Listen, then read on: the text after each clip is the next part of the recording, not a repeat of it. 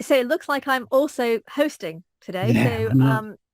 So welcome to everybody here, and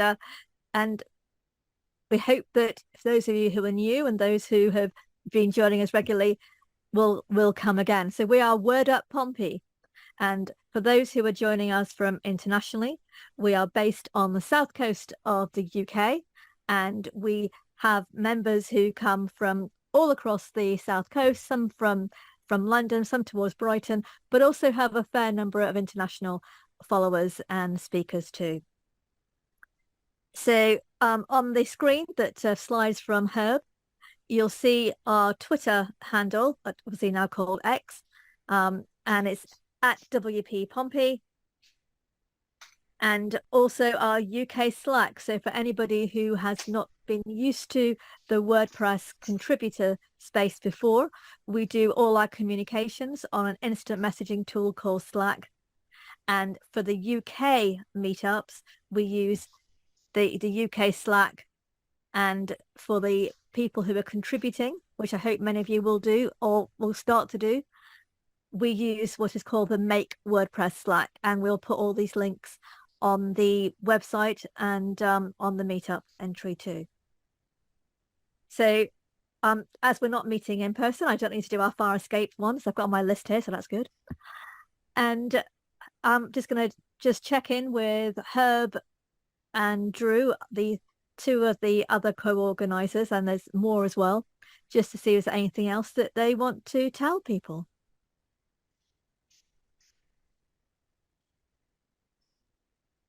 And I'm hoping you're all still there. I just say hello to everybody. Conduct. Do you want to do that? Well, you can read our code of conduct on wppompey.org.uk in about WordPress meetups. It basically says be nice to each other. Absolutely. And we're a very inclusive environment and everybody is welcome. Okay. And anything from you, Drew, or anything from Scott or Andrew? No, it's just to say if anybody is getting any hassle during the meeting, which I must say we've been meeting for a number of years and we never have had. So we have a really nice bunch of people joining us. But do feel free to private message the organisers, Herb or myself, and we'll see if we can help out. Lovely. And we also have Olga on today as well. And if anybody wants to speak to someone who's female, because I'll be presenting, please also do message Olga. So I think that's about all the things that we have to say in terms of our preamble. So if everybody's ready, we'll go straight into talking about Learn. Fabulous. Okay. So I'm going to close this. It's very, very odd when I can't see you. It's so I'll go back to the slideshow.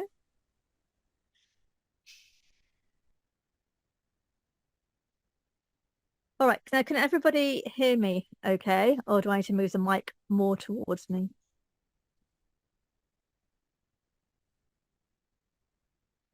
Now that either means no one can hear me or no one wants to say anything. I think you're a little quiet, but Okay. you are clear, so I think Okay. people can hear. Okay. Being it clear and wonderful.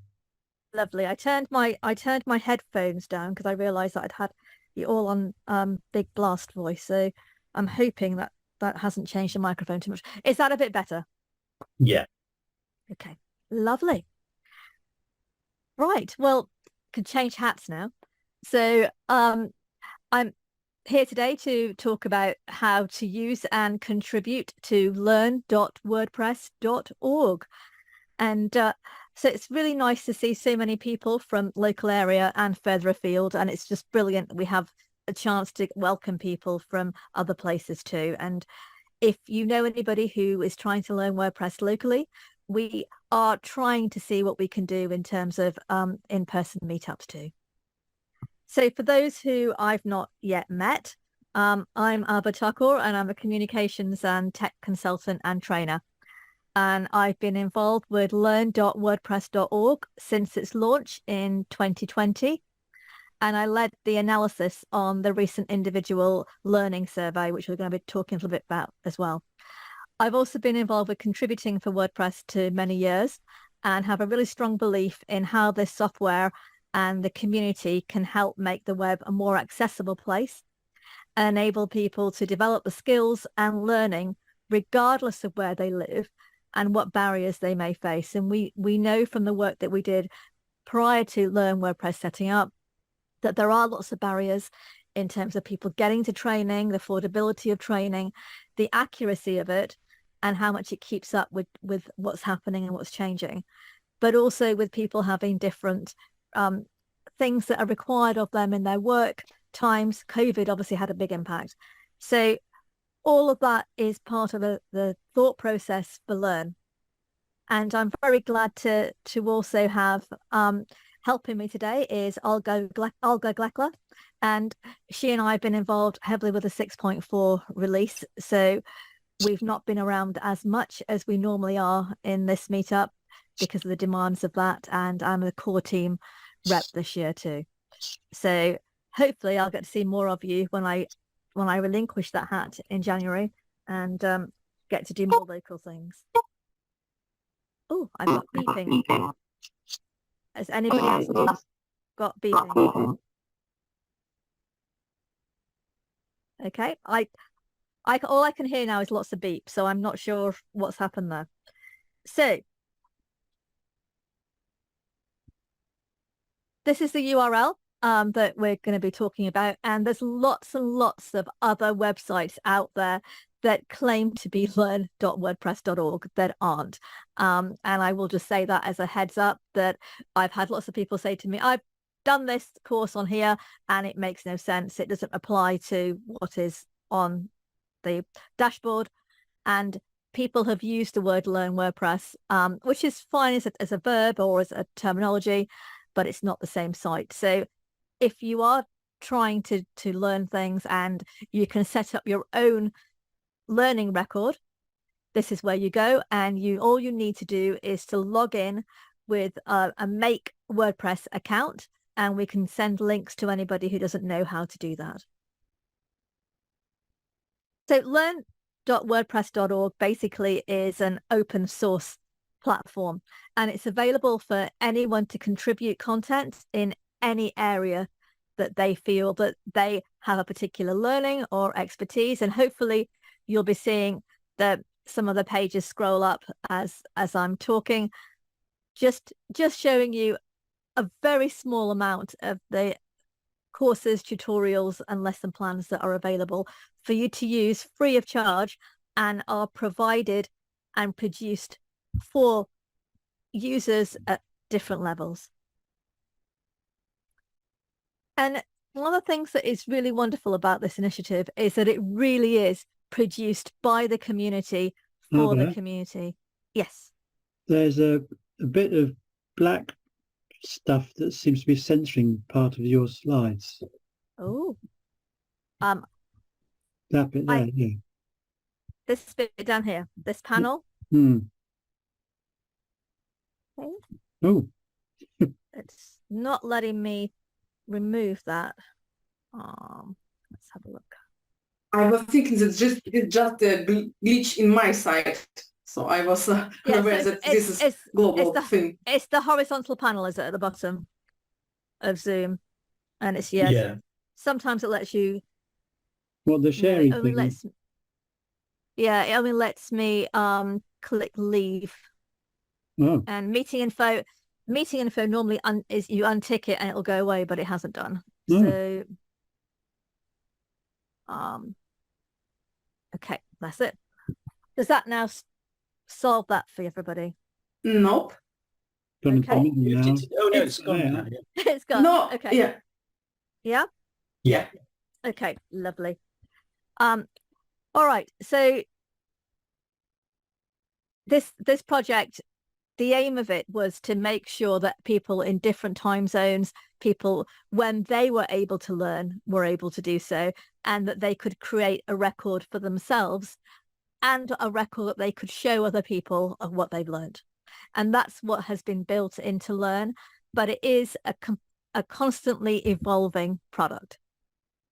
And if you go on there and you think, oh, actually, I wish it could do that, then come and help build it. Or even better, come and help talk to other people about how you can do that, because sometimes the things are actually there already and it's just a question of how to use it.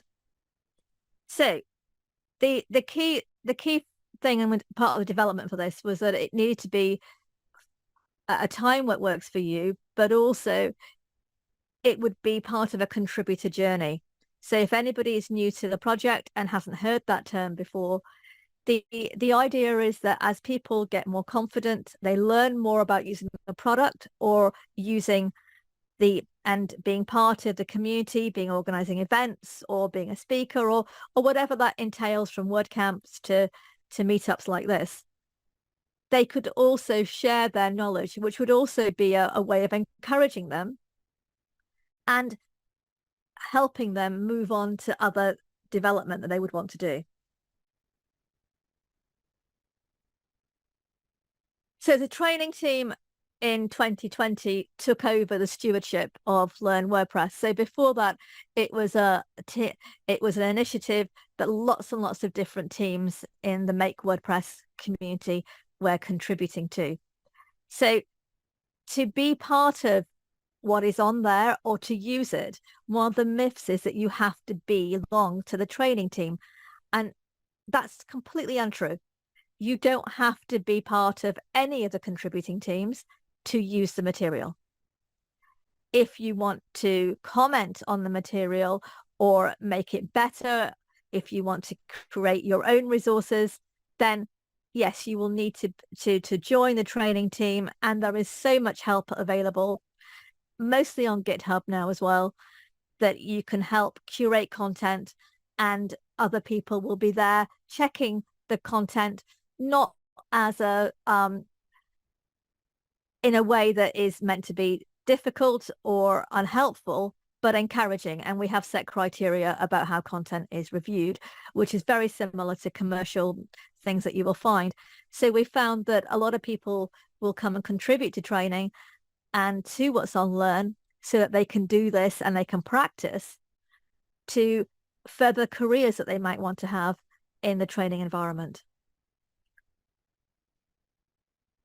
There are lots and lots of different ways to access learning. Now, at the moment, we are part of a restructure of content based on feedback from people who've been using it, and also changes in the way learning is now being delivered in other environments. So currently, you've got 4 main ways to access that learning: from online workshops, tutorials, lesson plans, and courses. So because a lot of our tutorials are video based with text to support, and that is to meet the needs that have been expressed already, we're going to be joining together a lot of these areas so that people can get a seamless experience. We're also going to be making our courses much more about graduated learning so that people can start in one area, they can get comfortable in that area before they move on to another related part of a course. They can choose to move from that to other related courses, or they can decide this is what I want to learn more of, and they can be signposted to where they can find more on that. Our lesson plans will also be integrated into the new system, and a lesson plan, for anyone who's not seen it before, are a structured way of actually training people, instructing people on how to use WordPress. Now, that might be in this kind of environment, in meetups. It could be at a WordCamp, could be in your work, training clients, or in a host of different other settings. The lesson plans are aimed at also being workable in classroom environments that people can then adapt, they can add to, they can remove things that they don't feel they want to talk about at that time. In this project, we deliberately try and avoid the word teach, and we talk about instructing and learning, because it isn't a school teaching environment. And because we are a global project and the word teach can mean different things in different environments, we want to make sure that it's not exclusive, that these plans and the tutorials, the making of the tutorials, can be done by anybody who has a passion for the subject, who feels confident in explaining that, who might need a little bit more help in how to structure it, and who has access to equipment to be able to record it.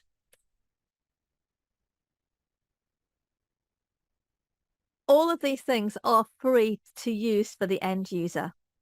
So there is no financial cost involved for anybody who wants to learn, and there is no restriction on how long a workshop or a tutorial will take you.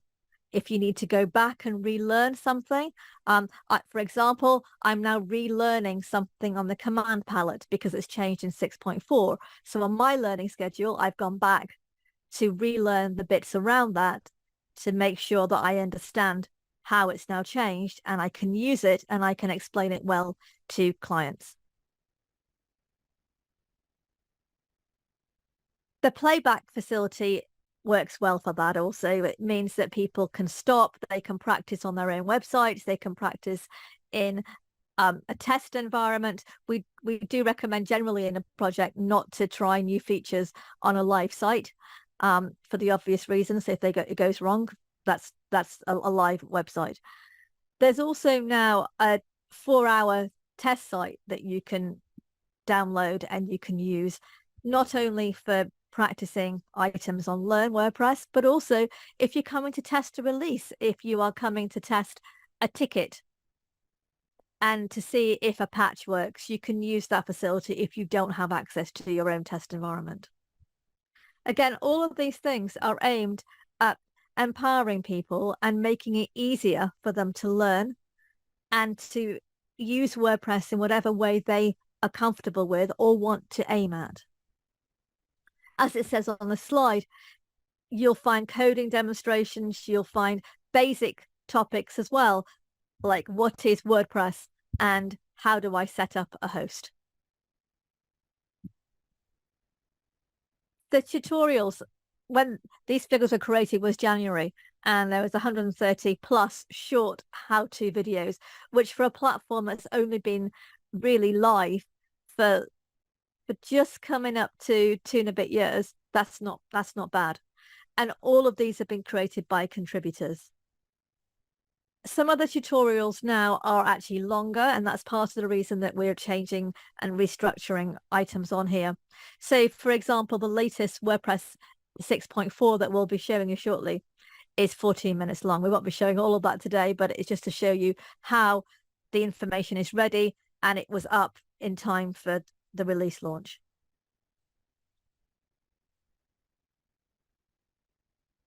The lesson plans in the same way, they are teaching guides, they are for instructors, and they can give you a 30 to 60-minute session. So if you fancy learning or presenting at a meetup like this one, have a look at what the lesson plans are on learn.wordpress.org and see if that lends itself to what you would like to present on. You can add to it, you can localize it, but it helps people take that jump and say, actually, I would like to facilitate something, but I want a safety net, or I want something to build on. And as you can see from this slide and the previous, you get things that are also translated into other languages, a huge important part of the whole project. Again, these figures are from January, and there's been a lot more self-guided courses since. And as part of the IA work that we're doing on Learn, that you can help with at the moment, and again, we'll be putting links to this, and we've got a couple of calls of action available. We're going to be trying to make sure that content is layered in such a way that people can feel they are on a learning journey, that they don't need to go and fill in bits elsewhere or feel a bit lost when they finish one section. I've referred to the fact that it's a global project, and everyone who knows me knows that I am absolutely passionate about the fact that we need to be inclusive and we need to make sure that people feel welcome. And in a global project, there is, and there continue to be, not just in this, but in other parts of WordPress.org, opportunities to create non-English content on Learn. So if you're here today and you speak fluently, write fluently in another language, and you can either translate something that already exists, or you can record something in another language that can be a standalone. It really is about having Learn WordPress being created by contributors like you and me. There are things in Learn WordPress that I'm now writing to help people become release squad people in the future. I've been involved in every release, I think, since 4.8, and been on the squad several times, this time on documentation as a co-lead. And it really is important that we help not just new contributors coming through, young people coming through and wanting to learn about open source, but actually anybody of any age, people who retired, people who, and we've got contributors on the docs team who are in the 80s as well. Everybody has something to contribute. And I do hope you'll look at this link and you'll find something that will work for you. So I'm going to hop across to some of the videos, hopefully in a second as well. So we also now have a training team onboarding program that started this year. And again, these links we'll share on the meetup page and on the website link. So there is now a structured learning program to help people be part of training. And the amount of jobs, the amount of work that is now available volunteer-wise and paid work in the global world that surrounds training is massive. So even if you have always wanted to be a trainer and you don't know where to start, it's a great way of learning. This is just a brief overview of how you can produce content or you can translate content. So if you're going to translate it, you choose a piece of content, you translate it. That translation is reviewed like everything on learn.wordpress.org, or in fact on anywhere on the project. It's always peer reviewed and it can then get published. If you have a topic that you think I would like to present on in the future, but I would like to first write a tutorial on it, I'd like to contribute to some materials that will add to courses, then it's a great way of starting by just submitting a topic. And this also, this workflow also applies to the developer blog. So if you've not used that before, it's developer.wordpress.org/news, and it's the same workflow. You can submit a topic, it gets vetted, people talk to you about what and you might want to cover, what might exist already. And the idea isn't to dismiss what you've done, but actually to help you and to go, this other material might be useful, and let's help you move along with that. So once your content is selected on the developer blog, it goes through the editorial blog, and you can come to our meetings, which are once a month on Slack, or you can just update on GitHub and asynchronously see what the comments are. With Learn, we use GitHub for most things now, and there's GitHub training now as well available on Learn WordPress if you haven't used GitHub before. Your content will be reviewed, and sometimes there is suggestions like maybe make this section slower, maybe add some more images, more screenshots. It's all constructive, and it's part of the code of conduct that actually we are all trying to work together to make the platform and the community better, easier, and a more pleasant place to be part of. And then when it's all done, it's a publish, and you can see that new bit of content being used by hundreds and thousands of people. So it is worth contributing to. These are just some of the different roles involved. So a subject matter expert, if you are the authority or you feel you're an authority on a particular subject related to WordPress, you can put yourself forward to be a subject matter expert. If you're a really good tech editor, you like technical writing, put yourself forward as an editor. If you just like creating the topics and scoping them, because the writing of them is not always everybody's cup of tea. We need that both on learn.wordpress.org, but also on the developer blog. The same with translation. You could be a content translator or a translation reviewer. There's so much and so many opportunities. You can also just be part of the training team, which is valuable in itself. And when things come up, add comments to it. So in WP Pompey, we publicized the individual learning survey earlier this year, and I had quite a lot of interviews with people in our Portsmouth meetup. So thank you for everybody who did that. And as you can see on the right-hand side of the slide, there are so many different learning styles, and all of them are valid. I've been a trainer now for coming up to 25 years, and people's learning styles change. They change because of stress levels, they change with eyesight changes, they change with age, they change with just how they're learning.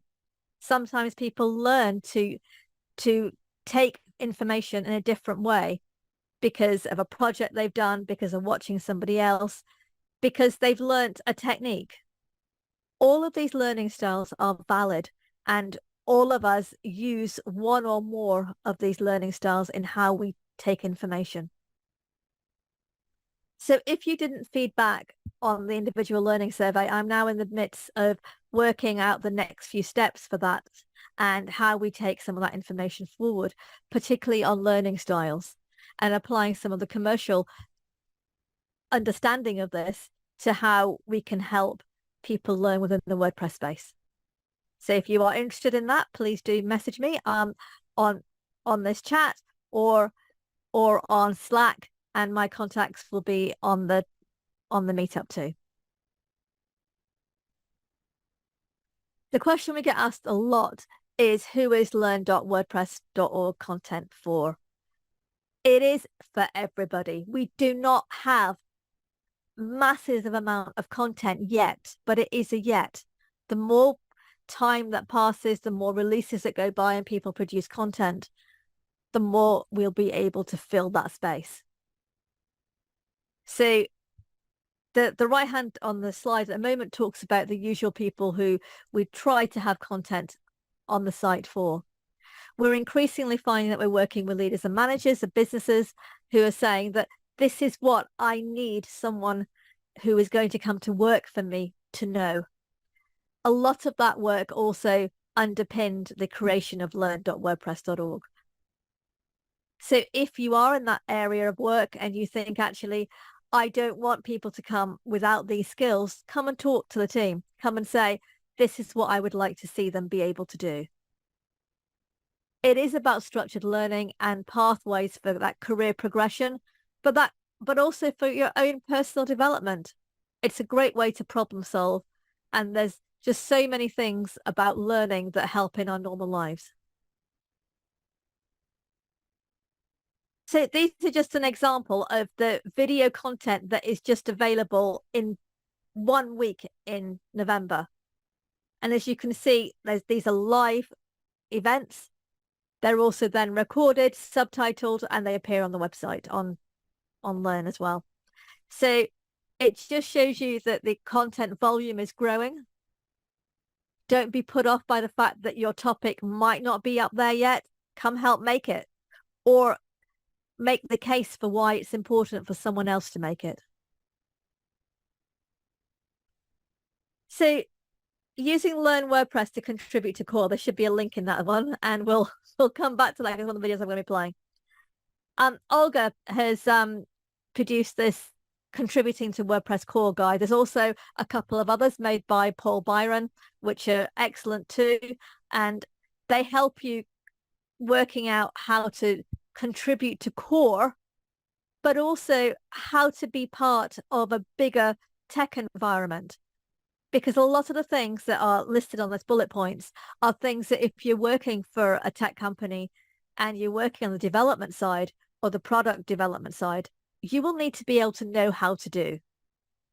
So learning in this environment can help you in other environments. It can boost your confidence, but also it can help make WordPress better. We have thousands of tickets, and the tickets that get attention are the ones that people can actually contribute to, that they make important, that they test patches for, they review code. All the contributors work so many hours to just get the tickets through a release. Olga and I are running a bug scrub for 6.5 for the next 4 or 5 weeks. So if you've got a ticket that you think you really would like to happen in 6.5, help test it, help highlight it. If you're not sure how to write a patch, there's lots of information and videos on how to do it. But you can also update someone else's. There is feedback. So just be comfortable with the fact that if people are leaving feedback, they're doing that to help. And as I've said before, we have a code of conduct. If anybody is ever not so nice in that, sometimes it can be just a difference of language because they are not used to communicating in English, or they are used to a different working environment. But people on the whole are positive. There's also a new contributor meeting every 2 weeks, which Olga will tell you a little bit more about as well. There are also track tickets reports that you can subscribe to, so you can watch and see how a ticket in core, so a bug or an enhancement, how that's developing. And it's a great way to learn. There's also supporting material within that's on Learn WordPress, as in addition to this presentation and the ones from Paul Byron as well. There is so much to, don't need that slide yet. I'm going to come out of my slides, hopefully, and go to some of the live videos. And I'm hoping you're all still there because as I said, I can't see many of you. So, okay. So we've been talking about what is available, and I just need to get rid of this screen again. So on Learn, this is an example of a community team supporter. At the moment, there are 22 enrolled learners, so people have also finished that and moved on. The idea of the Learn WordPress site is to give you everything you need in one place. So it tells you how you can practice on a private demo site. We now can do WordPress Playground as well, so those links have been added, though it has got some accessibility issues that are being currently tested. As you'll see from the screen, hopefully, it is set up really in the same kind of format as you would expect from a course on a commercial site. Things are broken down into bite-sized chunks. So if you feel that actually you'd like to do something in a different order, you can do that too.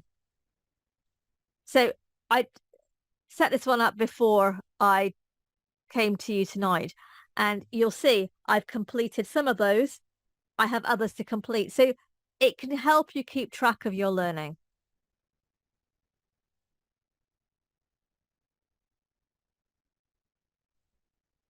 So for me, on this particular course, I only have 0 days to finish because I've got one thing left to do on this test site. So that also helps people understand what they might want to try. There's a whole lot of courses that will also help you become a meetup organizer or a WordCamp organizer too. So a lot of the content that, if you were previously doing that, was on community WordPress site, it's now all moved into Learn WordPress. These are some of the courses on development. So we're trying to cater for people, because developer is a really big word and a really big description, and people can use that term if they are using block editors and they're custom coding and they're working with JavaScript and REST API, but they can also use that if they're just using a theme without any change of that theme, but that's in their mind what they class as being a developer. So that creates a little bit of a challenge for Learn WordPress, because we're going to try to cater for such a wide audience. On screen at the moment, you'll see that there's an introduction to blog development, developing your first custom blog, a really popular course. It's got 20 lessons in that course, and they really do take you from the beginning of setting up that developer environment. It's going to assume a little bit of pre-knowledge, but it does tell you what that pre-knowledge is, right up to actually building that first blog and using it. You've also then got a bit more advanced things. So using the WordPress data layer and building that JavaScript application. So don't assume that it's not necessarily got something for you. It is worth having a look at what's available and seeing how that fits into your development plan. As a trainer, I'm very keen that people review their development needs every year, and they look at, what do I need to learn this year? What did I struggle with last year? Or what does somebody else do that I would like to be able to do, and that might help me extend my portfolio for getting work and showing a portfolio, or might help me extend my business, or might be something that enables me to do my hobby stuff on WordPress more. Then find things that match that. And we're hoping, as part of the individual learning survey work we're doing, that we'll be able to bring a lot of that commercial approach to Learn WordPress in the future, so people can start to think about how their learning journey can enhance their own confidence, but they're also where they want to go. So again, and just some of the options available. One of the really popular ones is develop your first low-code block theme. And these courses get updated just as the documentation gets updated on WordPress with new releases. So you'll find when you go into courses, it will tell you what the latest version is that it's being on. And this is one of my favorite courses that I like demonstrating. It's a really popular course, as you can see. There's 1,000+ learners on that course. We're also open always to, if you find a typo, find something that's outdated, don't just complain about it on social. This is a community project. Come and tell people by clicking the link, coming onto the Make WordPress Slack, and being part of that solution. So I'm going to try and come out of this screen now so I can see you all again. So I'm stop share, I think. Yay, that worked. Okay. So if Olga's now on a microphone, I hope. Yes, I'm here. Oh, lovely. Okay. But I'm not ready. Sorry about this. That's all right. You'll be fine. So, Olga, you and I have been involved with Learn before it was set up as Learn, and I know that you're very active in the new contributor meetings. As somebody who is involved in those every 2 weeks and been a core triage lead as well, how do you think Learn WordPress can really help people on their developmental journey? I think this is a great opportunity to learn while you are contributing. Yes, there's good stuff already exists, but there are a lot of gaps you can fill in. And by filling in these gaps, you can understand this much better and learn on the way. For example, right now I have like 2 ideas I can contribute information. And while I will be doing this, I will be digging deep into these topics to structure it inside your head much better. Because if you want to present something for everyone, you need to make this very clear for yourself. And I think it's a great way to learn. It's another way to learn. So I'm actually looking forward for this one. And Olga, you've also gone from, marketing Learn WordPress to actually creating content. I know you found that challenging, but you wanted to share that actually the challenge is part of the journey. So what would you recommend for people who want to actually take a leap and start creating content? I think you just need to start and participate with other activities and with other people, because this is unique environment. We are all very friendly and eager to help each other. And this is how this community is growing in the first place. If you are asking questions, there are people who can help you, guide you, and build with you. And all our successes are actually community efforts. So you cannot make everything by yourself, and you need to embrace this and work alongside with other people. And this is also a great opportunity to do this, to work in a team, no matter if you are like working alone and you are like self-taught developer like I am and used to do everything by yourself. This is changing, this is an opportunity to change your mind, approaches, and grow like a level above yourself. And I think that's the thing about WordPress. There is always something to learn. That's the thing about tech. It is constantly changing. And if we want something to be the same all the time, we're probably in the wrong space. Because as much as it's comfortable, coming out of that and learning something new actually is how we can be more creative. We can find out more solutions. I think I watched lots of bug scrubs and tickets, and I thought, I can't write that patch. I don't know how to do that. I wouldn't understand that. They're going too quick. But within a year of doing that, I was actually writing a patch, sending it to Olga, and she was going, okay, no, that's right. Mostly just here it needs changing. I've sent stuff to her before on FSE, which has been a full site editing experience, and is now pretty much what you get in Gutenberg. And he said, okay, that works. You just need to understand this bit here. And it is a learning thing. None of us have the complete knowledge. And I think that's where, as echoing what Olga said, is the beauty of using learn.wordpress.org. And I think if you are a developer or if you're a new community person, if you love a particular aspect of a feature or anything about WordPress that you think is underused, and I know from all the meetings that we have, people always share in the chat, I use this or I use that, then come and make something about it, because that's how you will also hone your knowledge. When I'm working and in an environment where I'm training trainers, that is the thing I keep repeating to them, is that the more you can try and explain your learning to somebody else, the more it will be set in your mind, and you will answer the questions in your head that you're not sure about. And it does make you a better developer or contributor.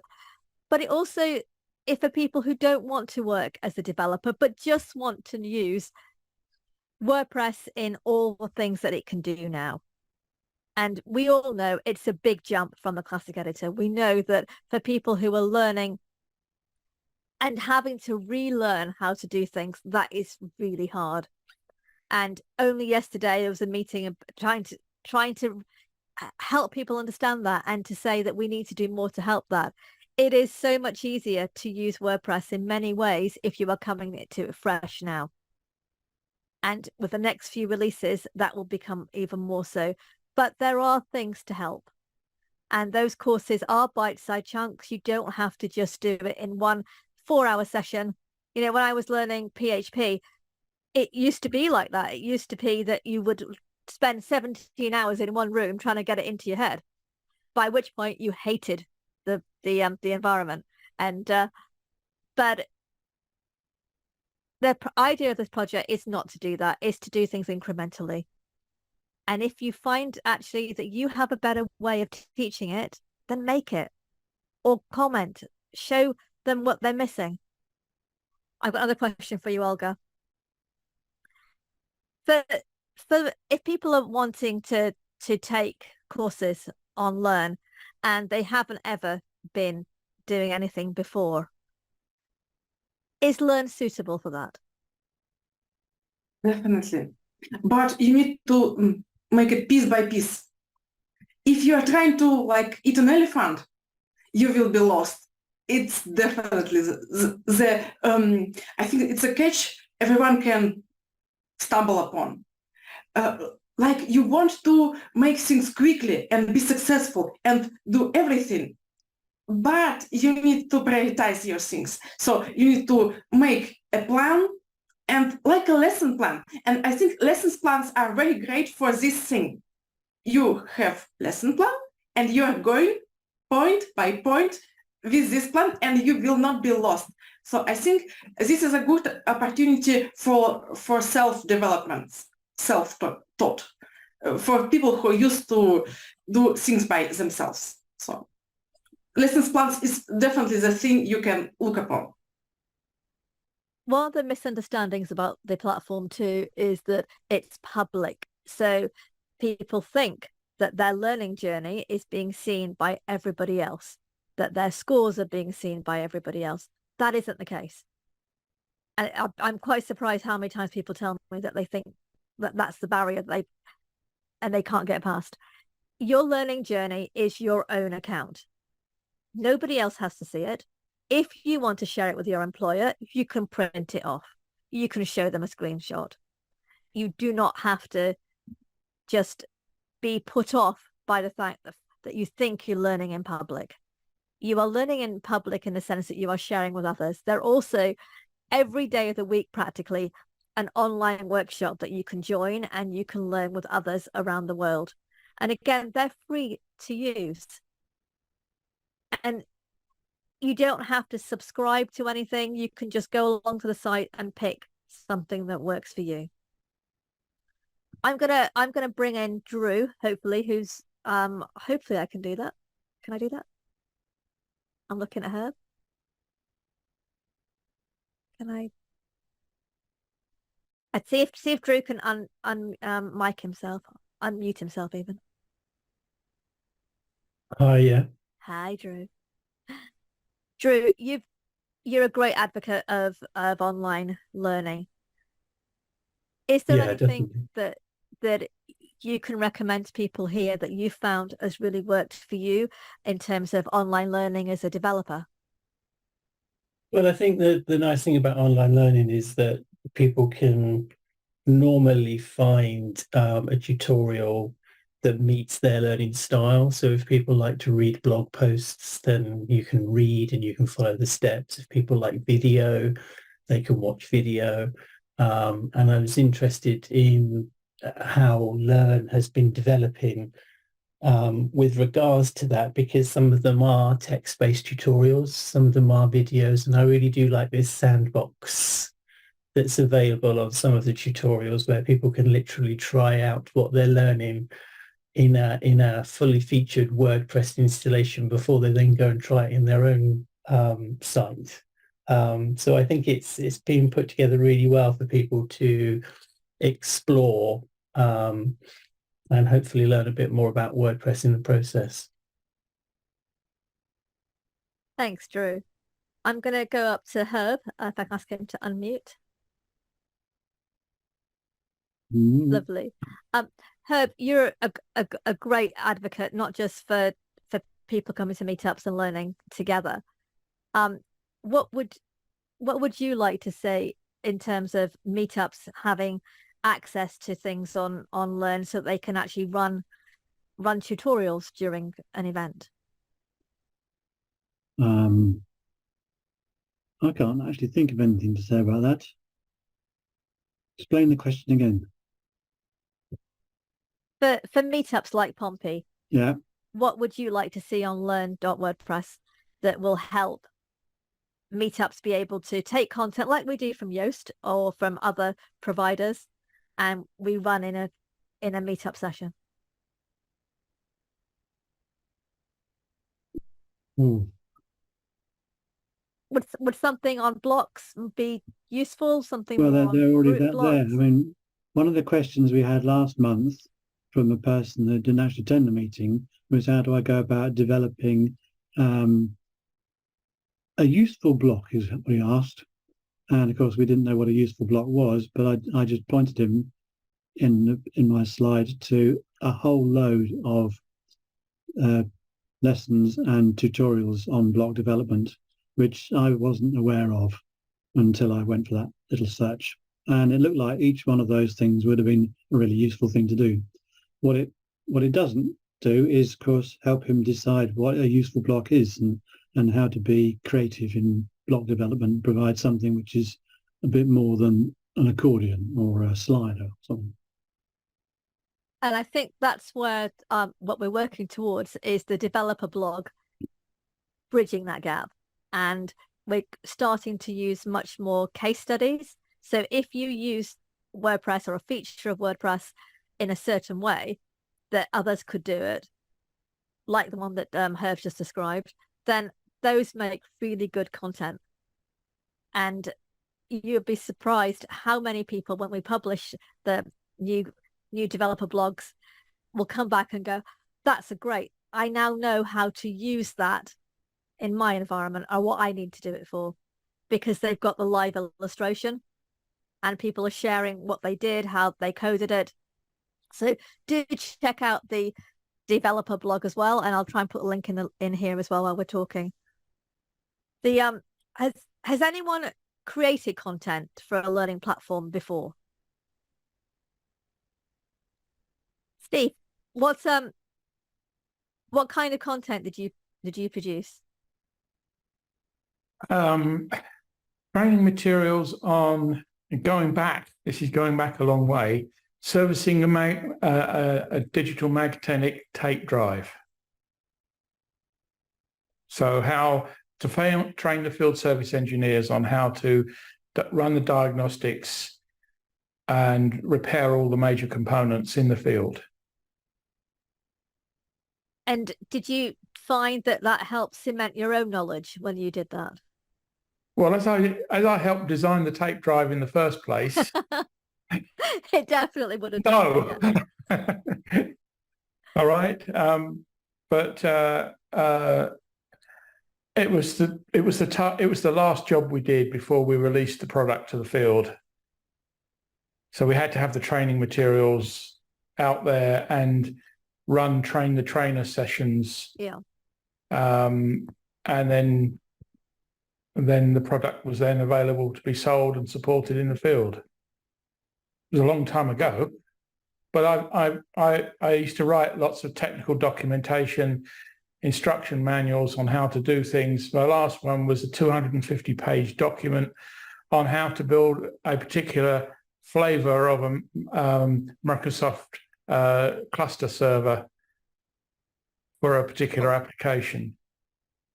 And it was a step-by-step idiot's guide. Well, I might be coming to talk to you to enlist you for our end user documentation for WordPress. I don't write that stuff anymore. I write fiction. So if you want a fiction guide, I'll do it. But I don't. Maybe we should have a meetup social that's dedicated to fiction writers, because I know 4 people who are on this call who write fiction. So maybe that's our social. I've written 46,000 words this month. Wow. And part of the monthly challenge. So I'm sure Olga will be catching up with you on that then. So thanks for sharing that, Steve. Appreciate it. Yeah. Also, somebody else said that they wrote content. Abha, do you want to come off the mute and just share what you've created before? Yeah, so I've created can you hear me? Yeah, lovely. Please go ahead. Yeah, good evening from Barcelona. So I've created technical content, mostly SEO content on how websites works with Google And one thing I've noticed is that when I wrote those documents, it helps me to kind of understand it better because I'm trying to explain it to people and not just me doing it on my own. I already know how to optimize websites. I understand how Google works and everything. But writing those documentation, explaining it to others helped me to get a clearer understanding of my skill.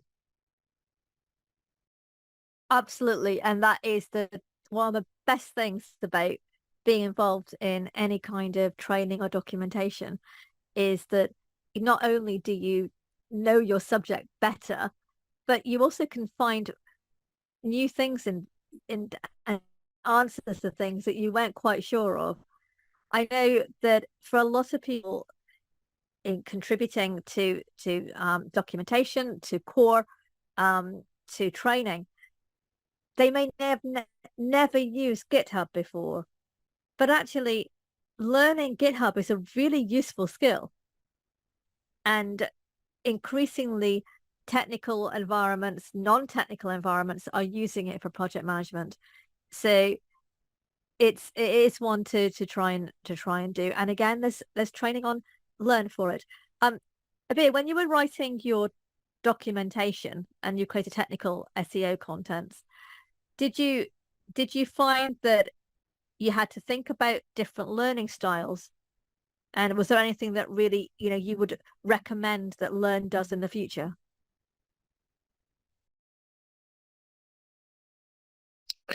Yeah, sure. Can you hear me? Yes, we can hear you. Yeah, so definitely I thought about how people would like to get this knowledge, and then from that document I kind of pulled out podcast content from it.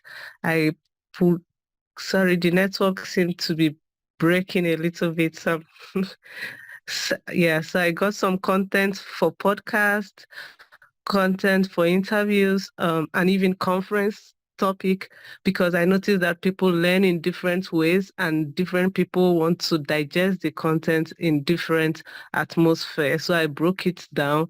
And so if you want to read it as an article, it's fine. If you want a podcast, it's fine. If you want to attend a conference and listen to me walk you through them, it's also fine. And hopefully we can encourage you to come and join the docs team as well and help with some end user documentation for WordPress. So Yeah, that'll be fine. So we've got a board that needs people. And I seem to have lived and breathed documentation for the last few weeks. So Olga, you had your hand raised. Nope, I was clapping. Oh, you were clapping. Sorry, I've missed the emoji. It's okay. So I obviously need to go on a Learn course about emojis because I never know what they are talking about. So Clive, I'm just going to try and bring you in. You're talking about you think the point about nobody needs to see your progress is so important. Is that something that you would find good about having and using Learn WordPress?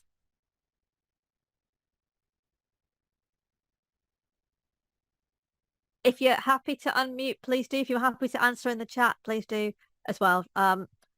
There's no compulsion to come on camera or microphone if you're not able to at the moment. While Clive's thinking about that, I'm just going to bring in Olga's point that we do now have a contributor mentorship program, and that is going to run. It's been running for about a couple of months now, I think. And it was alongside the 6.3 in the end of this release, and it was like pilot program. And now we are preparing the second one. Do you want to share a bit more about that? Yeah, of course. It was very challenging. It was 4 weeks for mentees and for mentors as well. Very intense learning courses on the Learn. They started to learn themselves, and then they joining online workshops, etc. And we were introducing them with different teams and how they can contribute, and helping them alongside their journey in Slack as well. So I was a facilitator in this program alongside a lot of other people. And the second program will be coming alongside the end of the 6.5 release. So we have like a bit of a time to prepare before like end of February, I think. So everyone is welcome to join, to help, to bring in ideas, because we are like trying new things, and every point of view is very welcome. So actually it's very interesting and very intense. It was intense for me, and I joined other online meetups as well, and find out a bit more about other teams I'm not participating in. So it was even interesting for me as well, but it was very intense. And alongside the release when I was also a triage lead, so it was challenging. Yeah, core triage lead is a demanding job. Yeah. But someone's asked a question. I'm just trying to, I think they might have just sent it to me though, so I'm just trying to read it as I'm talking. Yes, there are different types of information that follow a release. So it's asked me if I can explain that. So as we approach release candidate 1 in the release cycle, so that's about 2 weeks roughly before the release is live, we try to have as many developer notes ready as possible. And they get published on make.wordpress.org/core, and there is always a tag, so you can click on the tag for dev notes or dev notes for that release. So it's just a number of that release, and they're not written for end users. They are written in developer language. They are writing about what has landed in the release. So during the process for documentation during a release, we start working on things, but some things don't land because there's a ticket that needs more work or that needs more testing. And so what you get in the developer notes is information about things that have and will be in the release. So they're a pretty good resource that way.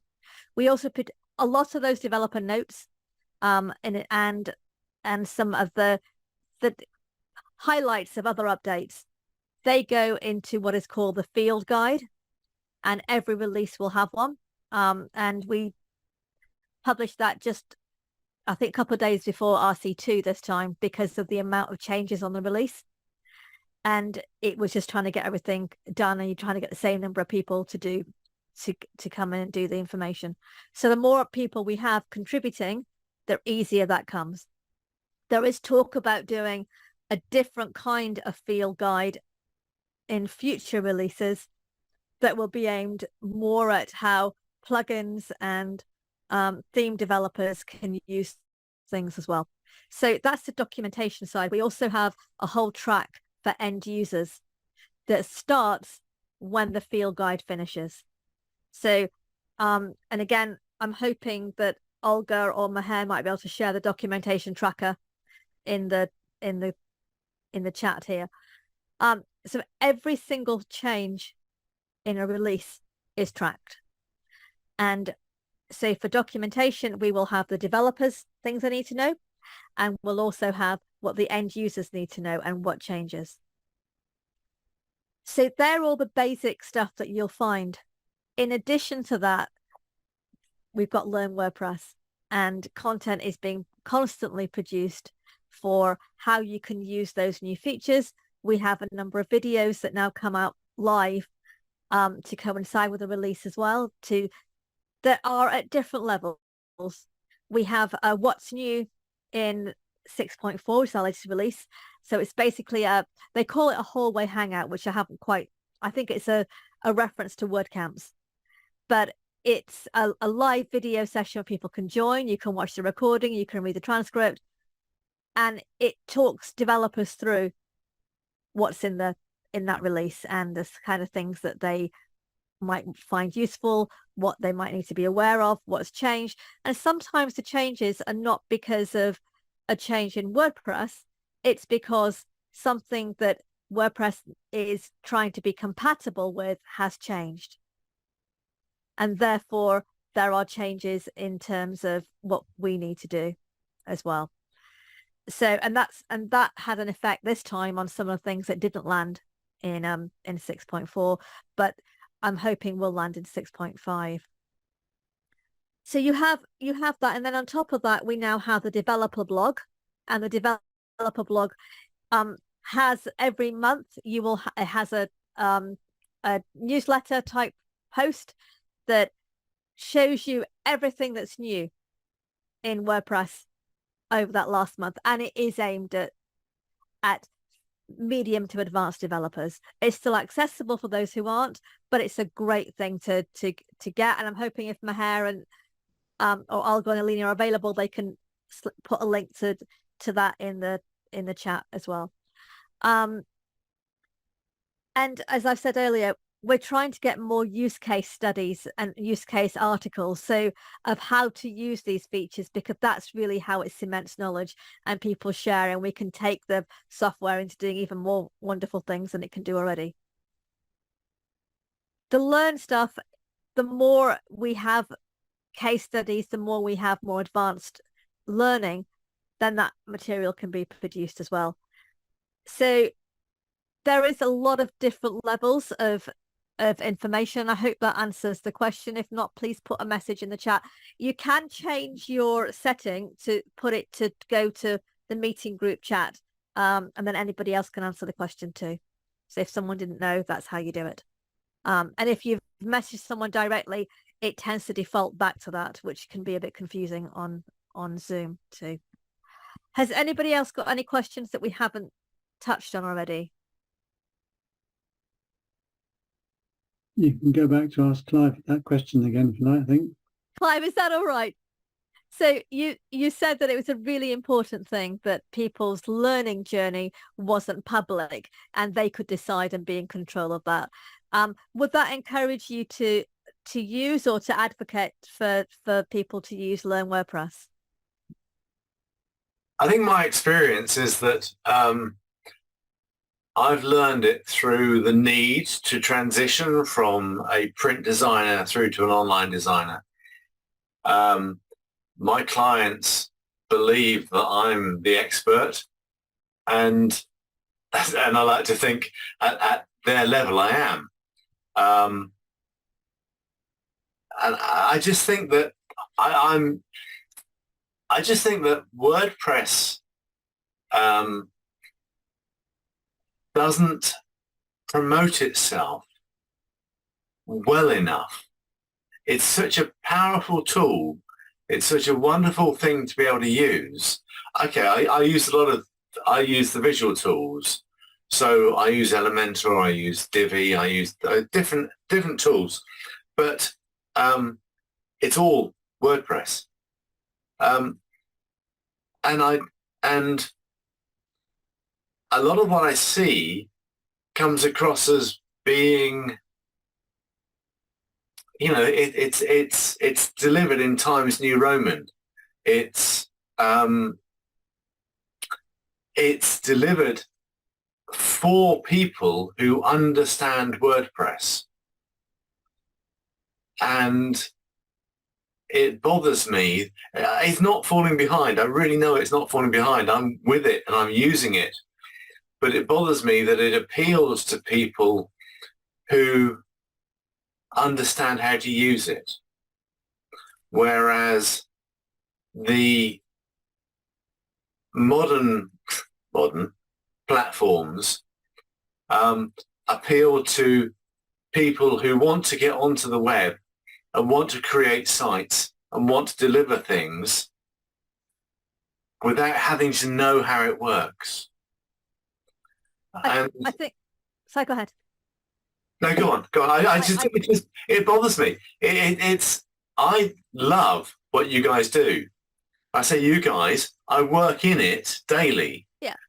And I think that is the crux of it. I don't get paid for any of the work that I do for the community.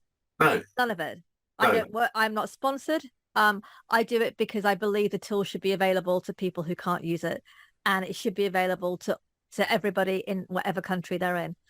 And so it's about us. It's about all of us contributing together. But I think that was an interesting observation, because I think that probably was my observation 3 years ago. I have probably reviewed nearly every introduction video that is on Learn, and you don't need to know anything about WordPress beforehand. And that was one of the key things. I know I've been in meetings where I've been arguing, people don't need to have to know all these things first. I did a podcast yesterday and said, can we just make the terminology easier? That is where the aim is. And there are so many people and our typical example is the cat blogger who wants to have a fan site about her cats or his cats or their cats, which, whatever. They want to have this, or their family history site. They want their grandmother in Peru to be able to read the same thing that their child at university in York is seeing. And it is amazing going on some of the online workshops, because those are the people you have on there on the introduction materials, and they really don't know a thing about what a CMS is. They couldn't care less, to be honest. They just want to be able to look at these wonderful patterns and go, okay, if you've looked at 2024 default theme, which is awesome, and if you think that is how we're going to be doing themes in the future, I've just been watching people using that on a tutorial, and they were like, great, I can have the business pattern for my homepage. I can have the portfolio pattern for my about page. I can use and I forgot the other pattern, which Olga's not going to tell me. One of the other, I should know this one. One of the other patterns, because there's 3 for my my shop page. That was it. It's the business woo type, and I can attach a payment gateway, and I make crochet things that I want to just make available to other people, and they don't need to know anything else. It's all there. It's all set up, and patterns are going to make such a big difference in the way forward, because it is already there. The design is there. You can play around with it. I have an issue about colors sometimes because of how that works on the web, but in theory people can just use the colors that are there. The other thing is that WordPress, in terms of the material it puts out, has completely changed in the time I've been contributing. My first marketing meeting, I did not understand 3/4 of what was being said by the contributors, and that's not because I didn't know the topic. I'm a chartered PR practitioner. I just didn't understand the terminology because it was all American expressions and I didn't know them, or they were using terminology specific to WordPress features that are no longer in use because they're trying to make it different. They're trying to make it easier. It is still hard. I'm sorry. Template parts, that's just really hard to explain. Patterns is a damn sight easier. So, it's the whole process has changed. There are so many other sites, Facebook wise, things like WP Beginner and lots of other WordPress hosting companies have got academies now that you can join, and you don't need to know coding. You don't need to know actually what anything is. You just press buttons, they show you what to press, and you get a site. And we're in the age of instant.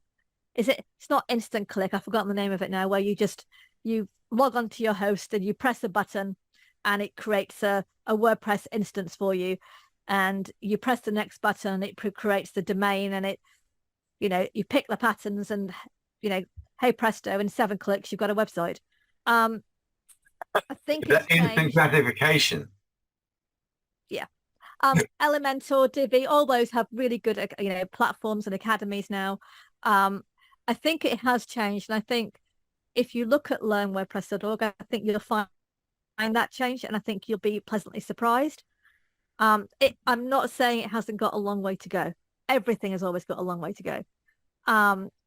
But we can make that change, and we can help make this product, which does serve as something like more than 40% of worldwide websites and intranets now is powered by WordPress.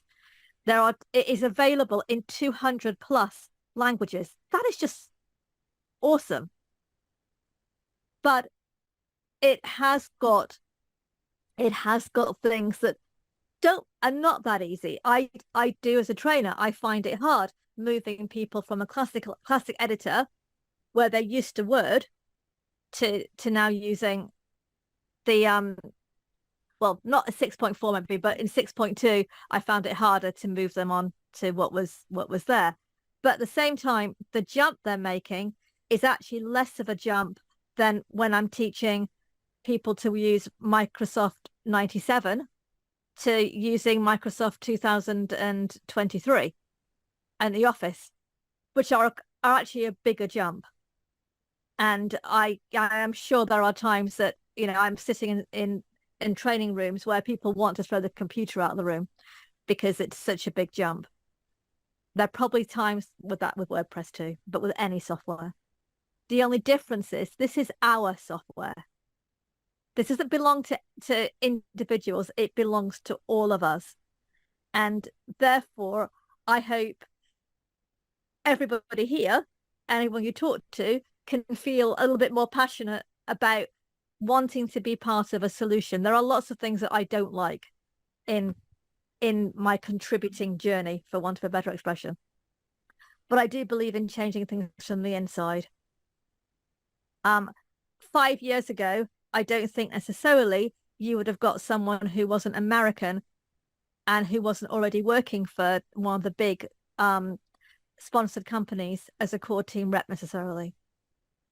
My development skills are good, but they're not the same as my other core team rep, which are amazing. And she, runs a lot of the scrubs and everything else. But it is a place that we can make a difference in.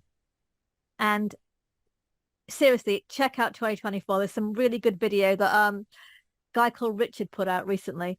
I love it. It's I'll put it on the website link. It's it explains what you can do with 2024 and how you can use Gutenberg now. If you want to invest in anything, I would say learn Gutenberg, because that is increasingly working with core. And what you can do with that, you don't need as many plugins to do. And that's only going to get better. I hope that answers some of your reservations, Clive, and I hope we can get you on as a contributor and you feel as excited about the project, as Olga is, and I am. And, I've got one wonderful things is I asked Herb, for example, 2 weeks ago, I said, I'm having a bit of a problem with a bit of documentation for the release. Is there any chance you can help? Just review some of it to help people who are struggling. And he kind of said yes. And I thought, that's great. I know I can reach out to Terry and say, I know we're not explaining this well to somebody who is just coming in, but I can't get my point across. And before, Terry's looked at something and he's told me how to explain it in a meetup. I've gone away and explained it like that. And it's great. People understand. They've adapted it. They've made it easier for people to follow.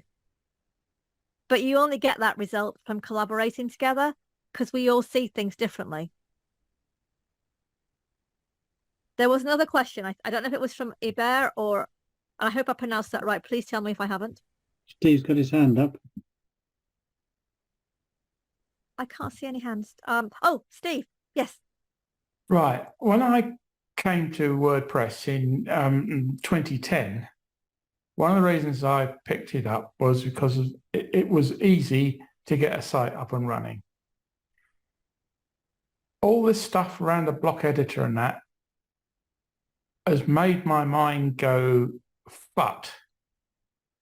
Because all through my engineering career of writing, developing hardware and software and complicated systems, one thing that was drummed into me very early on was make it easy to use or it won't be used. And the block editor is not easy to use. Herb has had problems demonstrating things and it doesn't work. And Herb's smiling, yes. I'm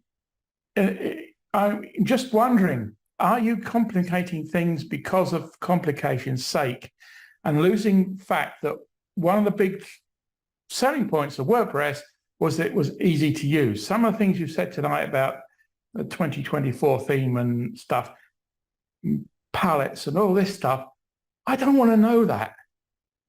I really don't. I just want the cat video site or the ancestry site. And I want it simple. Keep it simple, stupid. And so many things into the Gutenberg stuff and the block editor and that are just not simple. They're not intuitive. And that's my worry. I agree with you on lots of fronts. The one thing I will say is that it's not us and them. It's not you and I. It is all of us. And WordPress is open source. It is as good as the people who contribute to it and say and stand up and say, actually, this doesn't make sense. And, you know, both Olga and I have stood up in various places and said that and said, we can't use that. We can't explain this. Please make it easier to use. But WordPress, the reason that it powers 40% of websites in the world is because it can be many things to many people. So the command palette. That's true. The command palette, my cat bloggers are never going to use. Right. They're never going to use it. But there are a lot of people who want their own website, who are the casual users, who are not the professionals like Absolutely. Clive and Steve Wood and all those other people, right? Who want something simple and easy. And you're going with all these recent features, I just feel you're going away from the keep it simple, stupid mantra that was there 10, 15 years ago. The only thing I would say to that is that, it's not the block editor in terms of how the theme is developing. If you want to be not to know anything about any feature, if you just want to keep it ultra simple, the 2024 theme allows you to do that. I did not believe it myself. I tested and tested and tested it. I tested it with people who've never have done any code, who've never understood a website, and they've managed to create sites. I was quite surprised by just going, oh, I'll have that picture. I don't have to even take a picture. I'll take it from the photos directory. There, site done. And I didn't expect it to be that easy. I thought there was going to be a catch here. They're going to have to use something that is difficult. On the other side of that, one of the reasons that WordPress does power 40% of the world's websites is because it is used in so many things. It is used as the base for WooCommerce across the world. It is used for intranets, directories, that the list is endless. But to do all that and to be adaptable and to be able to be used for different things and people to add things onto it, it has to have all the extra features as well. We don't have to use it. And I think that is going to be the challenge always for WordPress going forward, is how do you make sure that people don't feel scared by all the other features and they remember that they can just have the basics. They do not have to do all the sound rest is of breaking down. No, I think it's okay. Okay. Possible. I'll try and not move away from the mic so much. And that is the challenge. And that is why Learn WordPress exists. That is why all these host companies, all the WP beginner type things, they have those academies. They have the Facebook groups where it literally is. They use the basic bits for creating a site. And like you, I was really nervous until I saw 2024. And I know what's going to come in 2025 and what's hoped to come. And I think that will answer a lot of your fears, my fears. But it's not about making things complicated for the sake of it. The features that go in are because that is what modern web development, or what the website should and can do, are doing. And we have to keep up with that. And in some places we're leading, in some places we're just at the same level as other web products. And the development isn't led by this giant person out there called WordPress. It's led by the people who contribute. So the people who think, I actually want this feature because I need my clients to be able to have this facility. Therefore, I want to work on these tickets to make this happen. That's where development comes from. So Josepha, who is the executive of the project manager type person, runs WordPress.org. Before every release, she asks people, what do you want to see in the release? What is important to you? And if you read through those, I'm not suggesting that you want to read through them, but if you do, then a lot of the features have come from there. That's where they've originated. That's where the tickets are. All the enhancements are what people have wanted to see. Does that make sense? All I hope is, apart from the KISS simple, there isn't this, if it ain't broke, don't fix it attitude. No, and I'd agree with you. I think let me explain where I'm coming from with this. I'm involved with the migration of another site to WordPress, and for a charity. And the theme that site used in its original form has been retired. And the person we've got doing the migration won't take the old theme and use it, even though it works perfectly. We've had to adapt another theme to make it look and feel the same. There is a case of, if it ain't broke, don't fix it. Right? And I'm using the 2010 theme. But I think then will become a day in the not too distant future when you'll say that's obsolete and we will not support it anymore. I don't know, but it's not a case of, that's not a decision for me or any one single person in the project. If people but that's part shouldn't be supported, that's part of the core WordPress, because it doesn't use any special features or anything. And if that gets retired and made not to work by changes in the underlying core, that's a case of, if it ain't broke, don't fix it. My understanding is that sometimes, because just from following more of the technical bits this time with 6.4, is that some things get retired and some features get retired, not because they don't work with WordPress anymore, but because PHP has changed and we have to try and make sure that we are matching the latest security, or that Apple has changed how they do something, or browsers have changed and we have to keep up with that. So the changes aren't always because someone's decided, I don't want to do that anymore. But it is my also understanding, again, Olga can correct me if I'm wrong, is that if something is going to be retired, it's not a unilateral decision, and it shouldn't be in this project. There will be something on core that will be discussed, a consultation will happen, and people can comment on that. And that's how it should be. And I quite agree. If it's not broke, let's not remove it.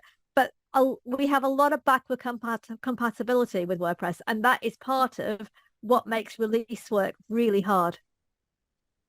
Because to make things backward compatible takes a lot more time. but there is a commitment to that. The fact that people can comment on that was raised by Arthur Dent when he was trying to stop the Vogons from blowing up the Earth. And they said, well, we've published these things, you can comment on that.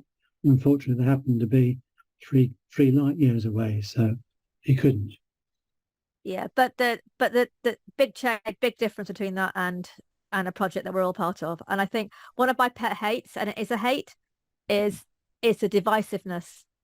You know, for people who know me know that I stopped going to certain events because it was very divisive, and I thought this is open source. It is a community that we're all part of. If you don't like something, share it and make it different. And that's not criticizing anything that's been said today. It's just I think that we all have an opportunity. I am always very unpopular when I say I don't understand why it does this. This should be simpler. Can't we do this, this, and this and make it simpler? And I'm sure there's a lot of people in core who probably wish I didn't open my mouth and say things like that. But there's also other people who question things too, and there's lots of them. So I think, you know, the difference between that and the blowing up the earth is that there are lots of channels and avenues where you can question it.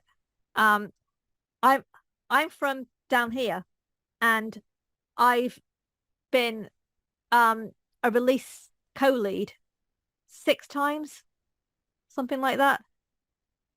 And that's only because I put my hand up and said, I'll shadow, I want this changed. I don't understand this. I want to be able to understand why it's like this. And I'm just like everybody else. So there is nothing to stop anybody being involved and doing the same. I think the same, Olga, you probably say the same. Maher probably too. Because you've both gone from just there's nothing just about developing sites, but developing sites to being involved in very small ways to actually being majorly involved in the core direction. I'm going to go to Olga. I cannot, no, I don't know what I can add, because yes, it's true. I can agree with you. But I want to make one point. I was about to write it, but I can make it quickly. WordPress is building features for major usage. So if some feature will be used or supposed to be used by majority, like 80%, you know the rule, it will be built in the WordPress. And if this feature is some feature, old feature, is still in use, then more than 20% of the, I think even possibly more than 10%, we will be still supporting this feature. So if, for example, like customizer or other features are still in usage, we will be continue to support them and develop them, possibly in like a minimalistic manner, but it will be supported. And we are supporting security updates for, I don't know, very old versions of WordPress. These security updates are backported back like in a lot of versions. So this is how WordPress is working. So if you want some feature to use, you can be sure that a lot of other people are using this feature and you can still use it in the long term. No problem. Thank you, Olga. I don't know, Mehek, I know it's like middle of the night for you, but I don't know if you are able to take your mic on.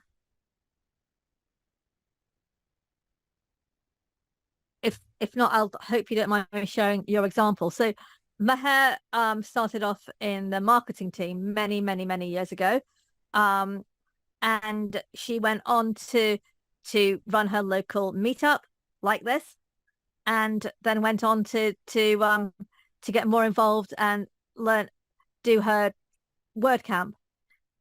She's been involved with setting up a lot of contributor events specifically on how to use WordPress. And as she's now taken her development journey, you know, and kept building on it, because partly because of the learning she's been able to do in the project from other people. And she makes sites for people who are cat bloggers equivalent, but also uses all, you know, things like Elementor too, but it also uses Gutenberg to make big complex sites for people who need WordPress to do something much bigger, much greater. So and I'm sure looking at the list of the people who are here, we have other developers who sometimes come on this who do the same, that they use Gutenberg, and Gutenberg in terms of what's now in a block editor for basic things. And it's great because when they come on and they share how they do that, it's like, that's really easy now, I know how to do it. And it's just someone having shown you, and that's what Learn is about. It's about someone showing you a little video to go, right, this is what you press here, this is what you do here, this is what you do there. And the more the features can get easier, because they are difficult, and I am not going to use the majority of the features necessarily for every website build I have or for every training that I do for people. But there will be occasionally sites that will need all those features, or I'll need to scope something that I will need a developer to come in and I need to project manage that. So knowing what the features are and seeing the vast capability is quite amazing. So I think I've answered everything that's on the side. And Clive and Abha, I've put in our Slack ID, so please do come and get involved. You know, and if the more people get involved, the easier it gets. And I think, Olga, you've put in something that, you know, you put in content from the Word document into the editor. It still can be used that way. In fact, there's some work we've been doing with Google Docs, which makes that even easier. And I was quite surprised in 6.4 because I thought I had to put it into something else first, and I had to do all my headings again, which I had to do in some earlier versions. And I didn't. It was dead easy. It was like, okay, that's great. I've done that. That's collaborative work, and that's done. So it's always improving. But personal plea, let's change it together, because we are all in this together. And if not, let's go and use something commercial instead, because that's the joy of WordPress, is that we can make it better. We can make it available to other people. And I'm really hoping that everybody here will consider, you know, writing a developer blog user case study, or making something for Learn WordPress, or just reviewing it and saying, actually, this isn't basic enough, because that's just as important. You know, quite often I will say, to reviewing a video or reviewing a documentation for end user, that's great, but the person that is reading this you'll have been lost in the first sentence. It needs to be really basic. And if you go to the Help Hub on WordPress, it is aimed at really, really basic. And increasingly we're using screenshots and videos, and that's great because it's easier to follow. Okay, I'm going to hand back to Herb. Well, thank you very much, Abha, for keeping us entertained on Learn.WordPress and many more of the WordPress contributor routes and things. One thing I like to know about WordPress is it's a complicated, WordPress.org is a very complicated system which has all sorts of different websites, domains and so on, different people doing different things. And I wonder if there's anyone ever thought about doing, this is the big picture of WordPress, this is where all the different bits are. So you can understand how to... There is, yeah, there's a contributing ladder, and I think Olga put a link in the chat to the... No, I didn't find it. Yeah, but it exists. We need to find it. The contributor mentorship thing. I think it's going back a few word counts, but for WordCamp Europe 2019, we did an introduction, like you're saying, because I think you helped us write it, about these are what the teams do, this little video, what they do, and this is where you'll find their 5 top things. At the moment, there is a GitHub project which is trying to do what you're talking about. So there is on the homepage of make.wordpress.org, there is a list of all the teams that exist. Mm. And that is a top level of, thank you, Olga, of where you'll find the teams. And No, that's the teams, but that doesn't tell you about the actual systems that they're working with. Oh, do you mean things like GitHub and Track? No, but never mind. No, I'm please, going to ask the questions do. now. Okay, if you can send me what you mean, we can find the answer. Yeah, right. And we can share it in the Portsmouth Slack. Does everybody know how to join Slack? If not, there's some links in the side. And just a quick thank you to Olga, because she's been awesome. Right. Right. I'm conscious that it's approaching 9 o'clock, and so rather than go through what I normally do at the end of the meetup, which is to a slide that says thank you for our global sponsors, and thank you for our sponsors 34SP and Red IT, and to tell you about the number of FSE themes and plugins and so on. I won't do that, but I will say that I had thought that next month I would try to cover WordPress and artificial intelligence with the basic subject of what can I use artificial intelligence for in WordPress, and how much is it going to cost? And the date that I had planned was around about the 20-something of December, and I think that's a bit too close to the Christmas holidays that everyone's going to have. So maybe we should just not have that meeting and defer it to January. What do you think? Any nods? Sounds like a plan. Yeah. Sounds like a plan. Righto. And Absolutely. that would give me another month to not do my income tax form and spend time looking at all the different AI things. And it's a question I actually asked Joseph on the response to one of her weekly podcasts, is what's WordPress doing with AI itself? I'm not a reply on that one. So what I'm looking at is what plugins there are that are available for you at the moment. There's it's a question I asked at the State of the Word about 3 years ago. Yeah. As well. So at that time, no, but WordPress now is doing quite a bit with AI. And there's quite a lot of plugins now that you can use, and there's a whole group. I'll try and get you the link, because that might be useful. It's not within the project, I don't think. I think it's some of the big tech companies that are doing it. But yeah, there's loads now.